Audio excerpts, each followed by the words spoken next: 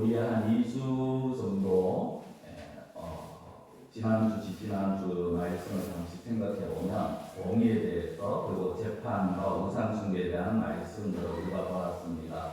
각각 표대로만 보면은 이렇게 주제되어지는 단어로만 보면 내용이 다른 것 같습니다만 그러나 결국은 핵심은 하나였죠. 하나님의 자녀로서 살아가는 삶의 자세입니다. 오늘 우리가 사실은 2절부터 13절까지도 봐야 됩니다만 이 부분 역시 지난주에 본 우상숭배와 맥락을 같이 합니다. 우상을 숭배하는 자들에 대해서 어떻게 처벌할 것이냐, 그리고 불확실한 명확하지 않은 그런 어떤 일들에 대해 사건에 대해서 어떻게 재판할 것이냐 하는 것이지만 그러나 결국 그 가운데에서 하나님을 믿는 자들이 먼저 보여야 될 삶의 자세를 계속해서 사실은 말씀을 하고 있는 것입니다. 그리고 오늘 제가 읽어드린 24절 이하가 왕의 직위에 관한 말씀입니다. 이스라엘 왕으로서 하지 말아야 할 것을 말씀을 하고 있습니다. 이스라엘 왕으로서 가져야 할 최소한의 기준이죠. 사실 성경을 보면 해야 될 것과 하지 말아야 될 것이 있죠. 해야 될 것 우린 적극적인 그런 부분이라고 말하고 하지 말아야 될 것은 소극적인 부분이라고 말을 합니다. 하지 말아야 될 것이라는 건 최소한으로 우리가 이것은 무조건 지켜야 된다는 것이고요. 그리고 최대한 우리가 하나님께서 무엇을 하라고 하신 것을 해야 된다는 것입니다. 그리고 이렇게 이 말씀을 지키는 자들이 마지막 20절에 보면은 그와 그의 자손이 왕위에 있는 날이 장구하리라 그 말씀을 약속을 하십니다. 그런데 가만히 생각해 보시면 이게 왜 오늘날 우리와 무슨 상관이 있느냐, 나와 무슨 상관이 있느냐라는 생각이 드실 수 있습니다. 왜 그렇습니까? 이스라엘의 왕으로서 피해야 될 걸 말씀하지 않습니까? 이스라엘 왕이라면 이스라엘과 우리는 나라가 다릅니다. 고대와 지금 현대 시대가 다릅니다. 지위도 다르고 사는 형편도 다릅니다. 그런데 어떻게 이스라엘 왕으로서 있는 말이 그러면 오늘 우리에게 무슨 상관이 있느냐고 생각이 드실 수도 있습니다. 그러나 성경을 조금만 생각해 보시고 조금만 성경을 들여다보시면 이것이 바로 저와 여러분들에게 주시는 말씀이라는 것을 너무나도 확실하게 알 수가 있습니다. 오늘날 성경에서 신약성경에 보면 성도들을 향해서 이끄는 명칭이 참 많죠. 그 중에 하나가 무엇이냐면 왕같은 제사장이라는 단어입니다. 베드로전서 2장 9절에 이렇게 말씀합니다. 그러나 너희는 택하신 족속이요 왕같은 제사장들이요 거룩한 나라요. 여기까지만 제가 읽어드리겠습니다. 여기 보면 왕같은 제사장, 바로 오늘날 하나님을 알고 믿고 예수 그리스도를 믿어 구원받은 자들을 말한다는 것입니다. 우리가 왕같은 제사장이라는 이 말씀은 그만큼 우리가 고귀한 존재라는 거죠. 성경은 우리는 왕과 같은 그런 존재입니다. 우리가 서로가 서로를 함부로 대해서도 되지 않지만 우리 스스로 우리를 귀하게 여길 수 있어야 됩니다. 어떤 사람들은 늘 자기 자신에 대해서 부정적인 생각, 그리고 늘 어떻게 보면 스스로를 너무나도 부정적으로, 소극적으로 봅니다. 난 아무것도 할 수 없어. 난 아무것도 아니네. 난 아무것도 아니야. 난 가진 것도 없고, 난 이런 것도 없고, 배운 것도 없고, 이렇게 한없이 자기 자신을 낮추는 사람이 있습니다. 그러니까 세상적인 기준으로는 그렇게 보일 수 있죠. 그렇지만 하나님은 아니라고 말씀하는 겁니다. 저와 여러분들이 사는 지역이 어디고 형편이 어떠하든지 얼마나 배웠느냐 그것이 중요한 것이 아니라 저와 여러분들 모두 한 사람 한 사람은 하나님 앞에서 왕과 같은 제사장, 왕은 그런 존재라는 것이죠. 그만큼 우리를 귀하게 여길 수 있어야 된다는 것입니다. 그런데 이 왕은요, 또 성경에서 말하는 이 왕, 우리를 나타내는 이 왕이라는 존재는 사실 또 어떤 면에서는 세상의 왕, 세상의 대통령과 차이가 있을 수밖에 없다는 것입니다. 세상의 대통령들, 세상의 왕은 어떻게 되어집니까? 자신의 힘으로 되어집니다. 그렇죠? 대통령도 선거를 합니다만 자신의 능력을 과시합니다. 자기가 얼마나 뛰어난 능력을 가지고 있다, 얼마나 많은 힘이 있다는 걸 과시합니다. 그래야 국민들이 그 사람을 찍어주기 때문이죠. 그렇게 해서 많은 것을 배운 것이 많다, 가진 것이 많다, 우리 집안이 대단하다 이걸 보여주고 많은 사람으로부터 존경 또는 인정을 받게 되어집니다. 받아야지만 또 왕이 되어지고 대통령이 되어지죠. 물론 우리나라 조선시대나 우리나라처럼 어떻게 보면 대대로 세습이 되어서 가는 그런 가운데도 있습니다만 그러나 그 가운데 한 번씩 보면 반란이 일어나지 않습니까? 영모가 일어나죠. 왜 그렇습니까? 왕이 왕 같은 모습을 보이지 못해서라는 겁니다. 그러나 이스라엘 왕은 그러한 어떤 기준이 아니었습니다.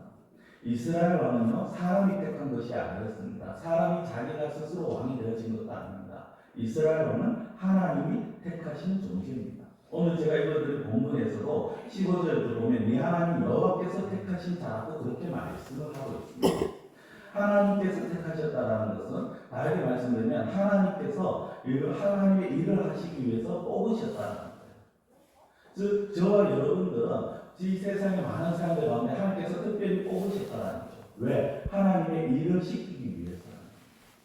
내가 내 일을 하게 하기 위해서 내가 너를 택했다. 이것이 바로 성경에서 왕같은 제사장의 한 의미, 왕같은 제사장의 의미의 일부가 되어지는 것입니다.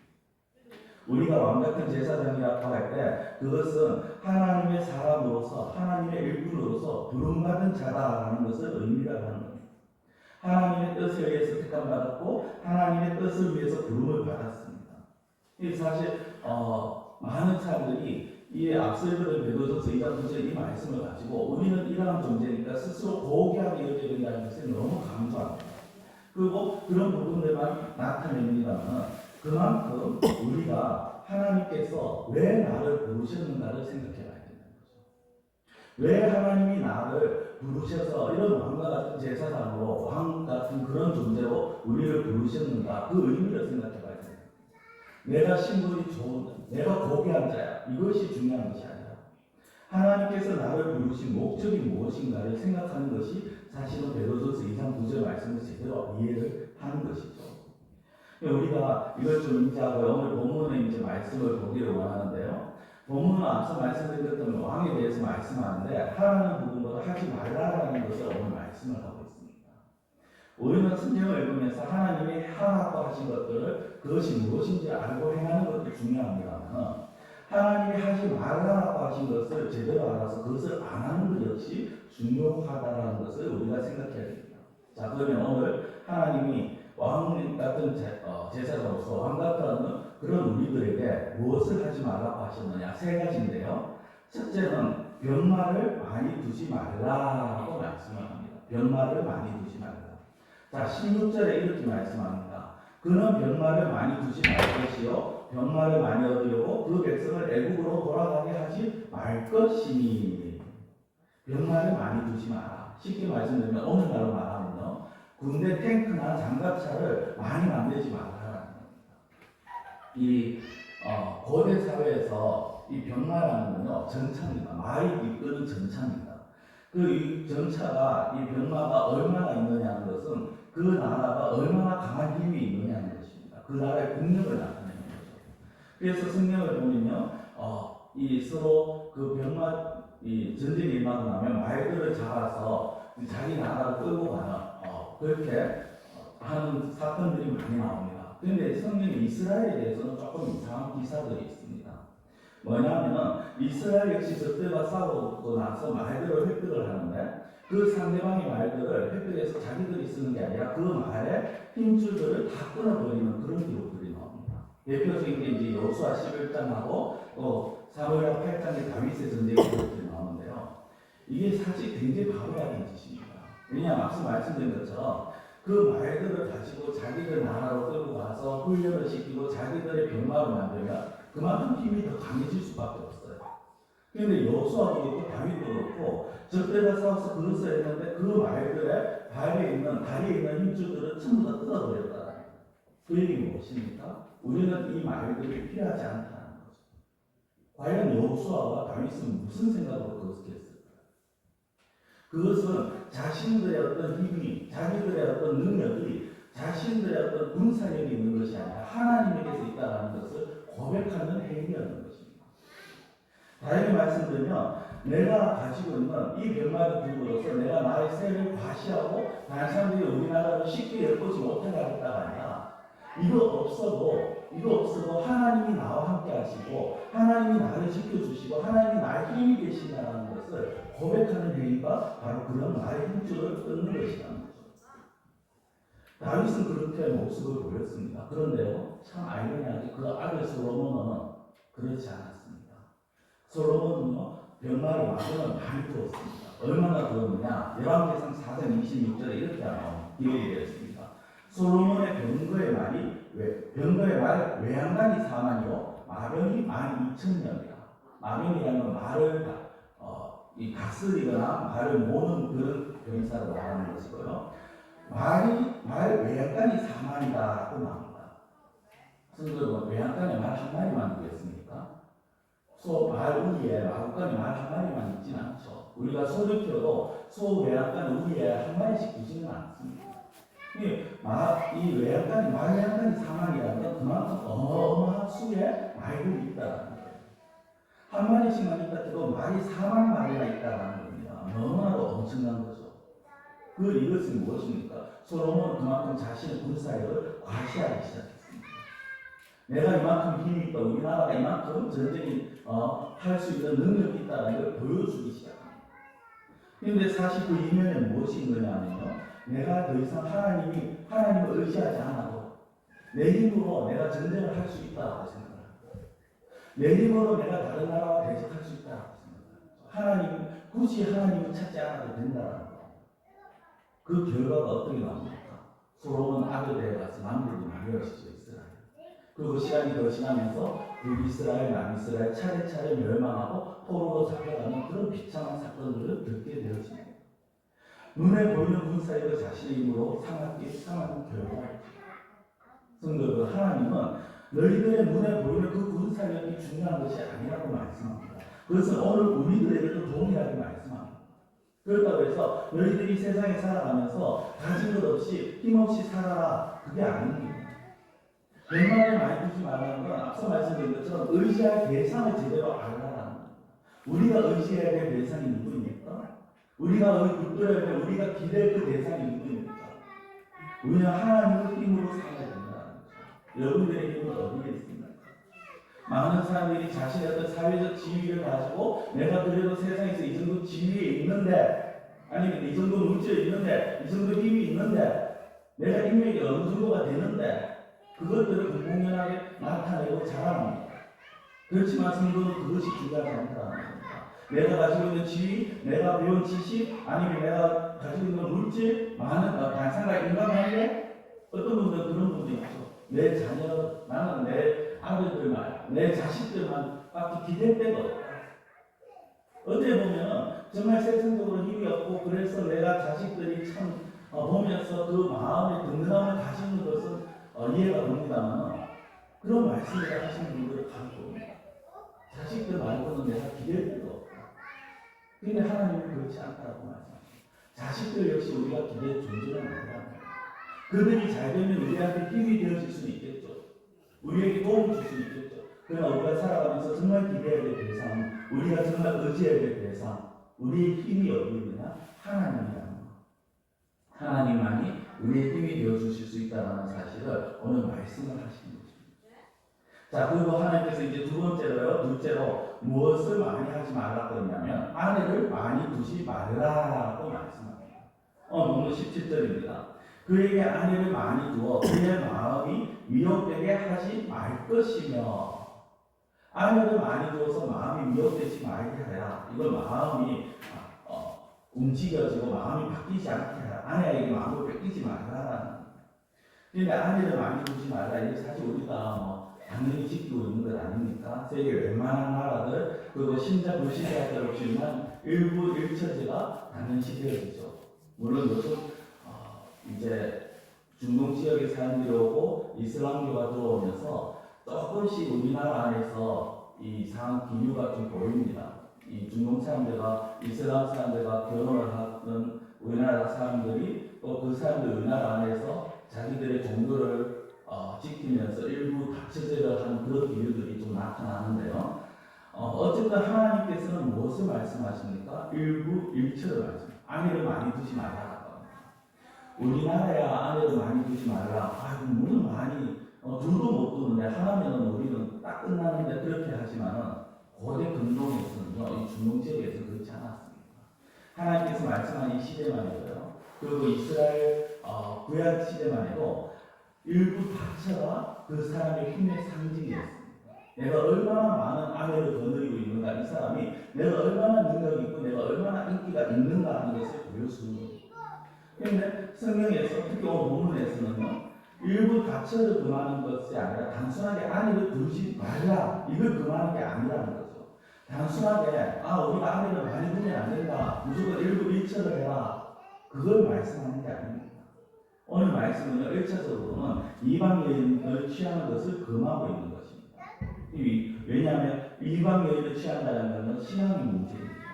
자, 열왕기상 11장 1절에서 3절 좀 깁니다만 제가 한번 읽어드릴 때 잘 보시기 바랍니다. 솔로몬 왕이 바로의 딸 외에 이방의 많은 여인을 사랑하였으니 곧 모압과 암몬과 에돔과 시돈과 헷 여인이라. 여호와께서 일찍이 이 백성의 여러 백성에 대하여 이스라엘 자손에게 말씀하시기를 너희는 그들과 서로 통혼하지 말며 그들도 너희와 서로 통혼하게 하지 말라. 그들이 반드시 너희의 마음을 돌려 그들의 신들을 따르게 하리라 하셨으나 솔로몬이 그들을 사랑하였더라. 왕은 후궁이 700명이요 첩이 300명이라. 그의 여인들이 왕의 마음을 돌아서게 하였더라. 솔로몬이 많은 여인과 사랑했죠. 그 중에 보면 모압과 암몬과 에돔과 시돈 헷 여인들이 있었습니다. 근데 앞서 읽어드린 것처럼 하나님께서는 일찍이 이스라엘에게 금하신 말씀이죠. 이방 여인들과 통혼하지 마라 라고 합니다. 그런데 솔로몬은 그것을 어기고 이방 여인들과 결혼합니다. 그리고 그들의 신들을 따릅니다. 물론 인간적으로는 솔로몬의 여인은 굉장히 지혜로운 여인입니다. 왜냐하면 이방의 여인과 이방 나라 공주들이나 이방 사람과 결혼하면서 그 나라와 어떻게 보면 침략을 서로 하지 말자라는 약조가 맺어지기 때문이기 때문에 나라를 안전하게 안정적으로 간다는 의미에서 굉장히 지혜로운 겁니다. 그러나 그것을 하나님께서 하지 말라 하신 말씀을 어겼다라는 겁니다. 그래서 후궁과 첩이 합쳐서 1,000여 명이 솔로몬의 여인이 되었고 그 결과가 무엇입니까? 앞서 읽어드린 마지막 구절, 마지막 때 보면 그의 여인들이 왕의 마음을 돌아서게 하였다. 왕의 마음을 돌아서겠다. 돌아서겠다는 것이 무엇입니까? 하나님으로부터 마음을 돌아서겠다는 겁니다. 하나님을 의지하고 하나님을 바라봐야 하는데 누구에게로 마음이 갑니까? 하나님이 아니라 여인에게로 마음이 가고 있는 겁니다. 왜 왕이 후궁과 첩을 많이 두었느냐? 사실 앞서 말씀드린 것도 하나의 이유가 되죠. 세상의 다른 나라들과 결혼을 하면서 어떤 정략적인 결혼 관계를 통해서 안정을 취하기 위해서. 그리고 또 하나가 뭡니까? 왕의 쾌락을 위해서. 모든 나라의 공주들과 결혼한 것이 아니라는 거예요. 1,000명이면요. 사실 그 주변의 나라의 공주들 다 합쳐봤자 10명도 아닙니다. 그러면 나머지 990명이 어딥니까? 자기가 보고 마음에 들면, 보고 이쁘다고 생각하면 그냥 데리고 와서 자신의 쾌락을 누리는 거죠. 왕의 즐거움과 왕의 기쁨을 위해서 여인들을 많이 두었다는 겁니다. 북한에 가면은 기쁨조라는 게 있다고 합니다. 김일성부터 시작해서 3대를 내어오면서 지도자들을 위해서 존재하는 여성입니다. 오직 지도자를 위해서. 하나님께서 이스라엘의 지도자들이 아내를 많이 두지 말라는 것은 뭡니까? 그런 쾌락에 빠지지 말라는 겁니다. 세상 쾌락에, 세상 즐거움에 거기에 너무 현혹되지 말라는 겁니다. 그렇다고 우리가 금욕주의자가 될 필요 없습니다. 우리가 그렇다고 해서 청주년 성당이나 아니면 수도원이나 절에 가서 수행을 하고 모든 것을 다 끊어야 된다. 하나님 그걸 말씀하는 게 아닙니다. 맛있는 걸 먹는 걸 포기해야 된다. 재밌는 걸 포기해야 된다. 그걸 말씀하는 게 아닙니다. 다만 그 세상적인 즐거움 때문에 하나님을 생각하는 시간을 뺏긴다면 그게 문제라는 거죠.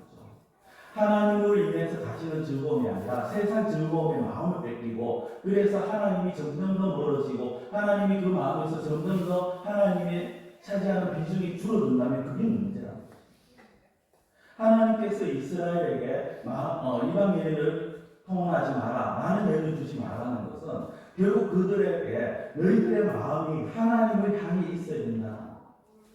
세상의 즐거움, 세상의 기쁨, 거기에 마음을 뺏기지 말아야 합니다. 성도는 우리가 살아가면서 세상의 것들이 필요합니다. 세상의 즐거움도 우리가 가질 수 있습니다. 세상에서 기쁨을 누릴 수 있습니다. 아무 즐거움, 아무 기쁨 없이 그냥 밍밍하게 살아가라. 하나님 그렇게 말씀하지 않습니다. 기쁨과 즐거움도요, 하나님께서 우리에게 허락하신 겁니다. 그럼 문제는 뭡니까? 이것에 빠져서 정신 못 차리는 문제입니다. 여기에 빠져서 정신이 없는 사람. 우리에게 있어서 가장 귀한 것이 무엇인지 알아야 된다. 내가 정말 참된 즐거움, 참된 기쁨이 어디 있는가 제대로 알아야 된다. 그래서 저는 우리 성도님들이 정말 하나님으로부터 오는 즐거움과 기쁨을 맛보시는 그런 은혜가 우리 성도님들에게 임하시기를 축원합니다. 아멘.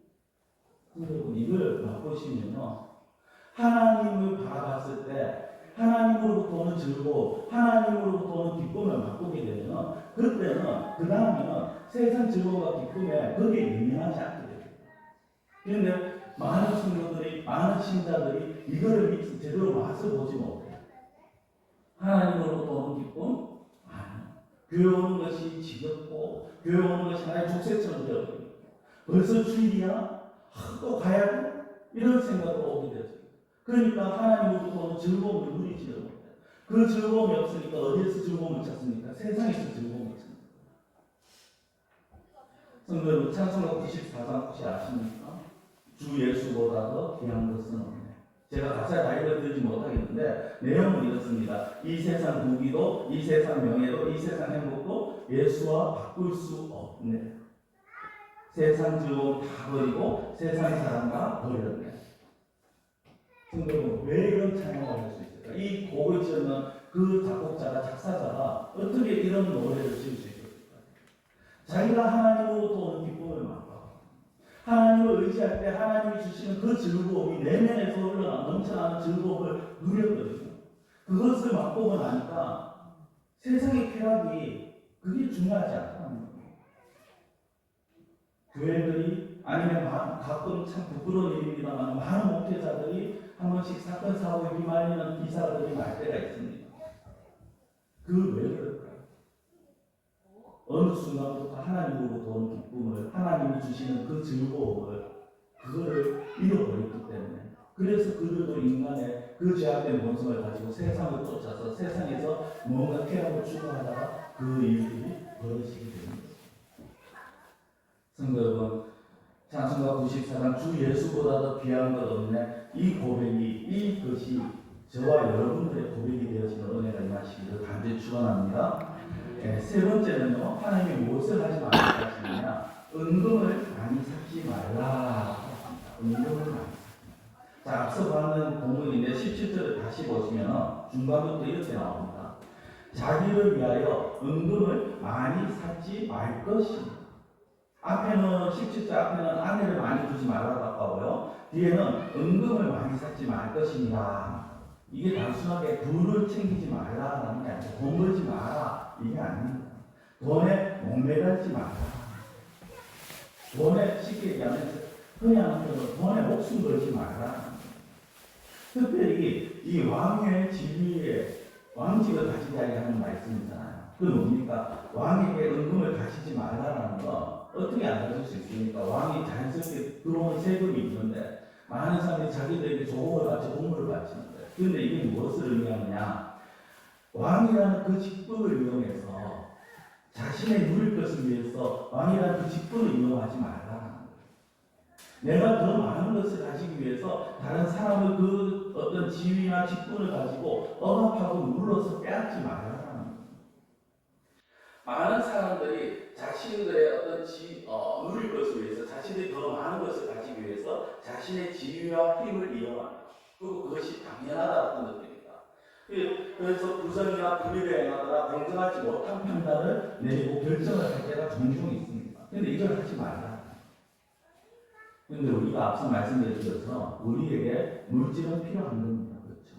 늘 말씀드리지만 없는 것보다 물질이 있는 게 낫습니다. 부족한 것보다 많은 게 낫습니다. 그런데 그것을 가지고, 그 은금을 가지고 무엇을 하려고 그것을 추구하느냐, 이것이 중요한 겁니다.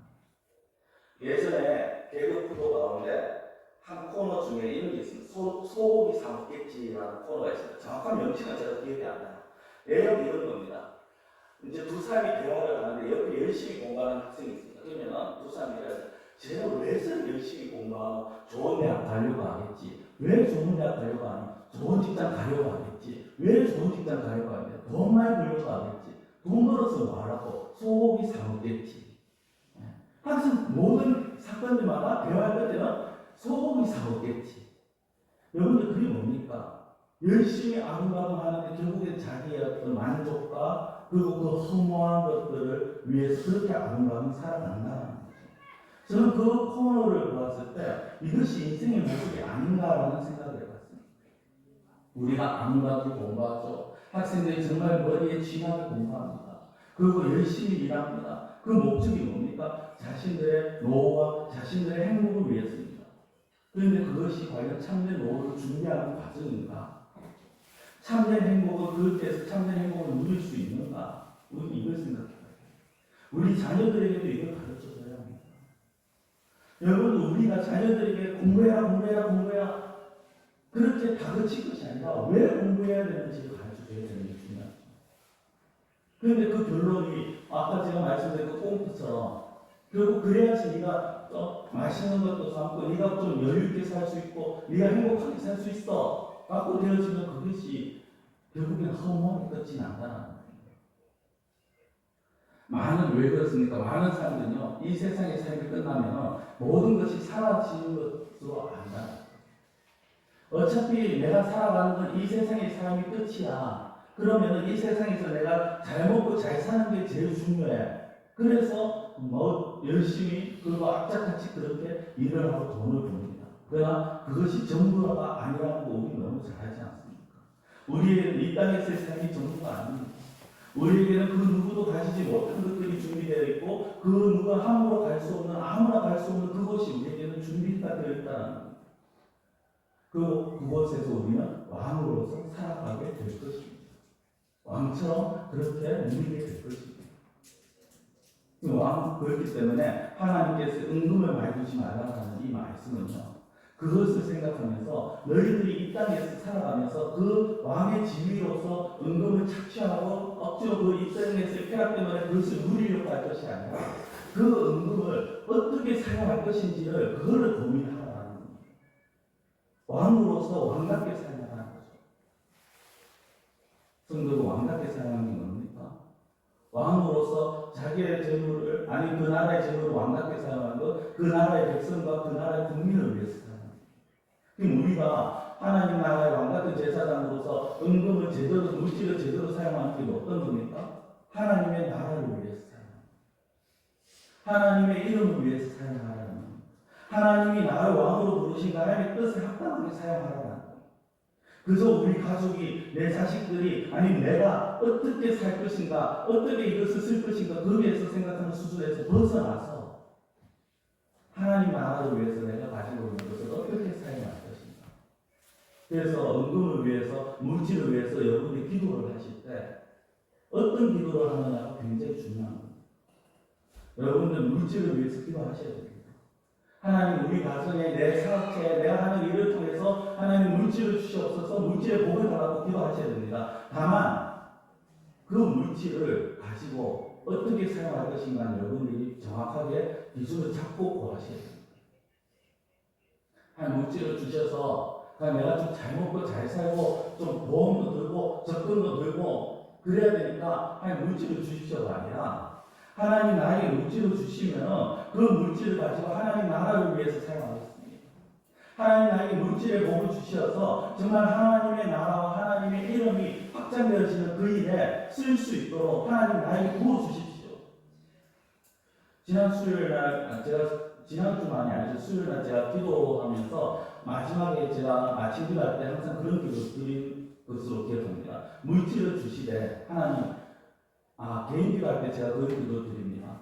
하나님 우리 성도님들 정말 물질의 복을 주시고 그 물질의 복을 주시되 정말 다 없어서 가는 사람들에게 하나님이 영광 가리지 않게 하시고 하나님이 주신 물질로 하나님의 일을 할 수 있도록 하나님 마음껏 부어주십시오. 하나님의 일을 하고자 하는 자들에게 하나님께서 좀 마음껏 부어주셔서 하나님의 일을 마음껏 할 수 있도록 하나님 복을 더해달라고 그렇게 제가 기도를 합니다. 이게 여러분들이 하는 기도가 돼요. 하나님 우리 가정에 복을 주십시오. 하나님 제 하는 일에 복을 주십시오. 물질에 복을 주십시오. 그래서 제가 하나님의 일을 하기를 원합니다. 하나님께서 원하시는 일에 마음껏 쓰임 받기를 원합니다. 이런 기도를 여러분들이 하셔야 돼요. 그러면요 여러분들이 정말 하나님께서 쓰시고자 하는 그것 외에 더 많은 것으로 채워줍니다.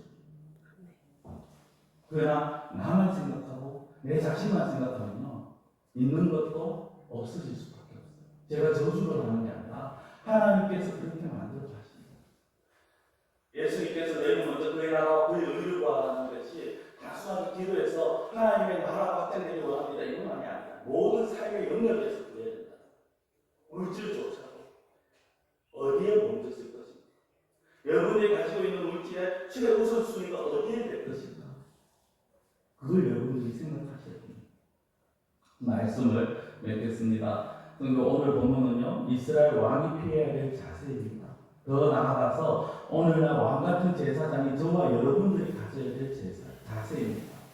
우리가 병마를 많이 두지 말고, 아내를 많이 두지 말고, 은금을 많이 찾지 말고, 조금 바꿔서 얘기하면요, 우리가 하나님을 전적으로 의지하시고, 그리고 세상의 쾌락이 아니라 하나님이 오늘 그 즐거움과 기쁨을 위해서 함께 기도하시고, 하나님을 바라보시고, 그리고 하나님이 주시는 물질을 여러분들 자신을 위해서 사용하는, 또 여러분들이 많은 것을 누리기 위해서 부정이나 불법이나 편법을 사용하는 것이 아니라 정당한 방법으로 물질을 구하시되 하나님 앞에 구하셔서 정말 하나님이 하시고자 하나님이 원하시는 일에 마음껏 쓰임 받으실 수 있는 그러한 위승님이 되시기를 축원합니다. 기도드리겠습니다.